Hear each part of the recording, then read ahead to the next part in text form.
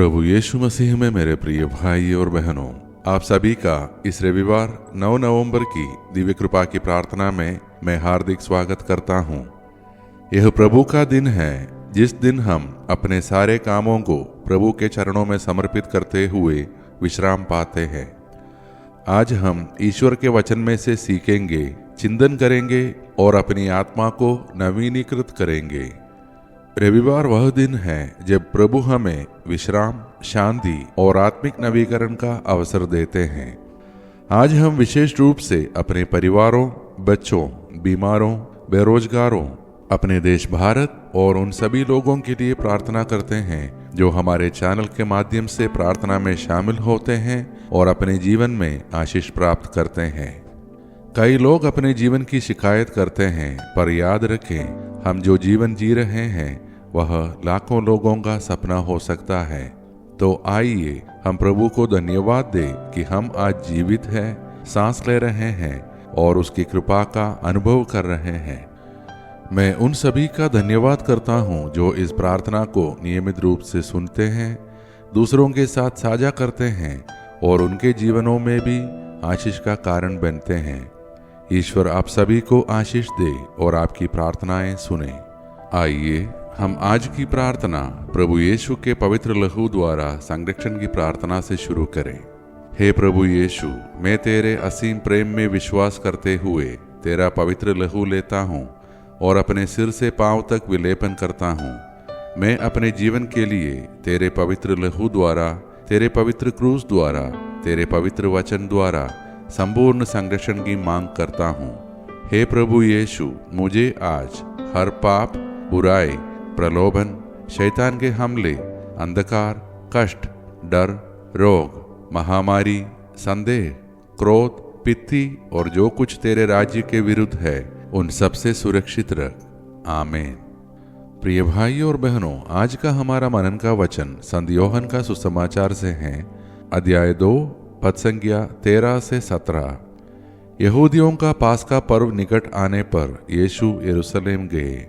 उन्होंने मंदिर में बैल, भेड़ों और कबूतर बेचने वालों को तथा अपनी मेजों के सामने बैठे हुए सराफों को देखा।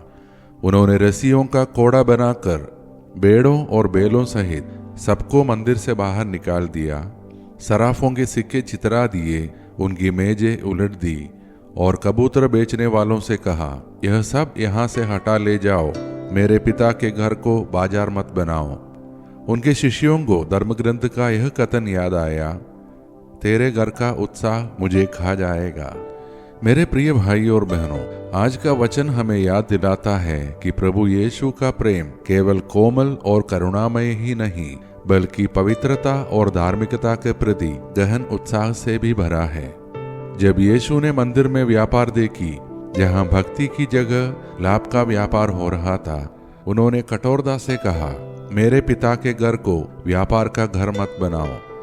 यह केवल उस समय के मंदिर की बात नहीं थी, यह हमारे हृदय के मंदिर की भी बात है।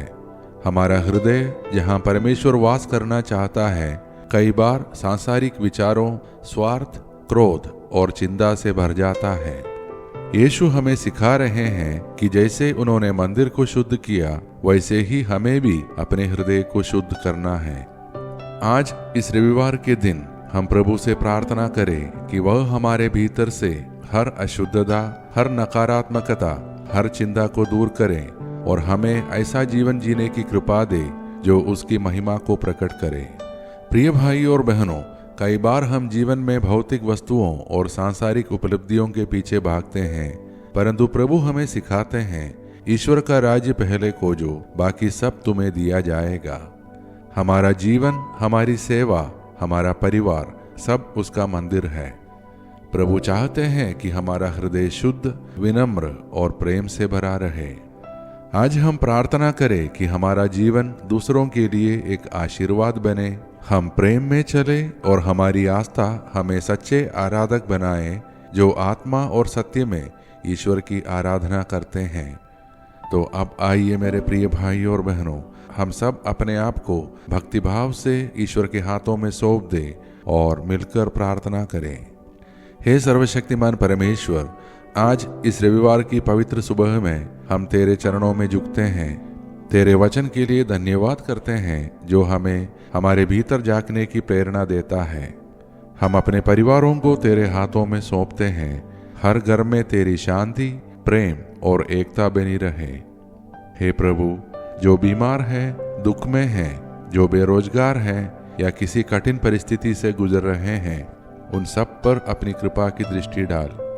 हमारे बच्चों को आपकी आशीष दे, विशेषकर जो बच्चे घर से दूर हैं, पढ़ाई या नौकरी के कारण। तेरे स्वर्गदूत उन्हें सुरक्षित रखें। आज हम विशेष रूप से उन सभी के लिए प्रार्थना करते हैं जो हमारे इस चैनल के माध्यम से प्रार्थना में शामिल होते हैं, जो अपनी मंशा हमारे साथ बांटते हैं। प्रभु, यदि उनकी प्रार्थनाएं तेरी इच्छा के अनुसार है, उनकी मनोकामनाएं पूरी कर उनके दिलों को शांति दे। हम अपने देश भारत के लिए भी प्रार्थना करते हैं, हमारे शासकों, अधिकारियों और नेताओं के लिए कि उन्हें विवेक और न्याय का हृदय दे। हे प्रभु, हमारे देश में धार्मिक सौहार्द और एकता बनी रहे। हम सभी को हर पाप, हर हानि और अचानक और अप्राकृतिक मृत्यु से बचा और अपने पवित्र लहू से ढक ले। तेरे नाम की महिमा हमारे जीवन में प्रकट हो। ये सारे प्रार्थनाएं और हमारे मन के अन्य प्रार्थनाएं हम समर्पित करते हैं हमारे प्रभु यीशु मसीह के नाम पर, आमीन। शैतान को बांधने के लिए प्रार्थना।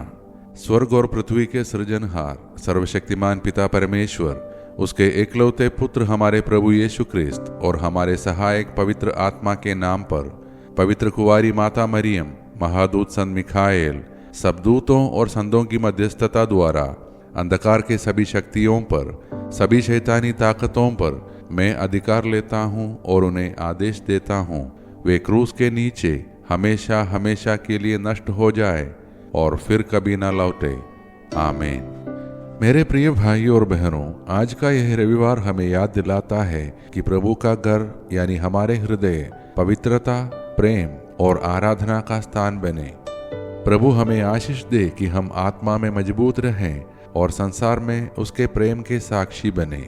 यदि आज की यह प्रार्थना आपके हृदय को छूती है तो कृपया अपने परिवार और मित्रों के साथ इसे शेयर करें ताकि उनके जीवन में भी प्रकाश और शांति फैले। हम कल की दिव्य कृपा की प्रार्थना में फिर मिलेंगे। तब तक प्रभु हमको सुरक्षित रखे और हमारे हर कदम में मार्गदर्शन करे। आइए अब हम सब मिलकर अंतिम आशीष की प्रार्थना करें।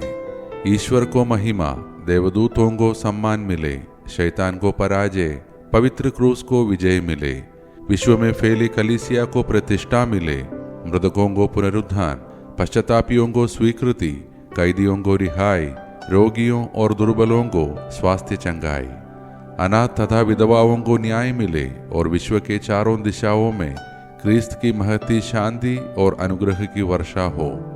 हम पर जो कि दुर्बल और पापी है, संपूर्ण विश्व पर उसकी सीमाओं तक हमारे प्रभु यीशु ख्रिस्त की अनुकंपा और करुणा उतरे और छाई रहे, अब और अनंत काल तक, आमीन।